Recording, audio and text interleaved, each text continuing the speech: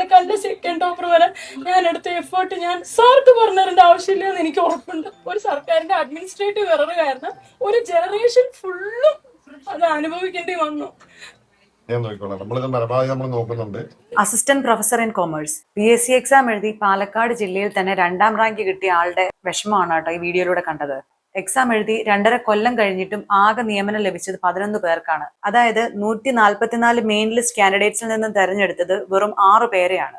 ബാക്കി സപ്ലിമെന്ററി ലിസ്റ്റിലൂടെ ചേർത്ത് മൊത്തത്തിൽ 11 പേരെ മാത്രമാണ് ഒരു എക്സാം വഴി സെലക്ട് ചെയ്തിരിക്കുന്നത്. ഇപ്പോൾ 40 ദിവസം കൂടെ കഴിഞ്ഞ് ഈ ലിസ്റ്റ് ക്യാൻസൽ ആകുകയും ചെയ്യും. അസിസ്റ്റന്റ് പ്രൊഫസർ ഇൻ കൊമേഴ്സ് എന്ന തസ്തികയിൽ 2027 റിട്ടയർ ആവുന്നത് എത്ര പേരാണെന്നറിയോ? വെറും 5 പേർ. വെയിറ്റ് ചെയ്തിരിക്കുന്നത് 259 പേരും റിട്ടയർ ആവുന്നത് 5 പേരും. 26 റിട്ടയർമെന്റ്സ് വാനിഷ് ചെയ്യാൻ ഇട്ടിട്ടുണ്ട്. അതെങ്കിലും എടുത്താൽ കുറച്ച് ആളുകളെങ്കിലും രക്ഷപ്പെടും.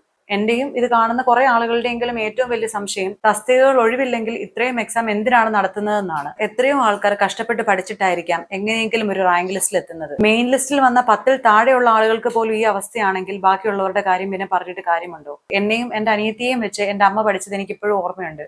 4.5 വർഷവും 5 വർഷവും ഒക്കെ വെയിറ്റ് ചെയ്തിട്ടും റാങ്ക് ലിസ്റ്റിൽ നിന്നും ആളുകളെ എടുക്കാതെ റാങ്ക് ലിസ്റ്റ് പൂർണ്ണമായും ക്യാൻസൽ ആക്കപ്പെടുന്നു. ഇപ്പൊ കേന്ദ്ര ഗവൺമെന്റ് പ്രോപ്പറായ മാനദണ്ഡങ്ങൾ പാലിച്ച് മുന്നോട്ട് കൊണ്ടുപോകാൻ തീരുമാനിച്ചിരിക്കുന്നത് പോലെ തന്നെ കേരള ഗവൺമെന്റിന്റെ ഭാഗത്തു നിന്നും PSCക്ക് വേണ്ടിയും നല്ലൊരു നിലപാടെടുക്കും എന്ന് തന്നെയാണ് ഞങ്ങളെല്ലാം പ്രതീക്ഷിക്കുന്നത്.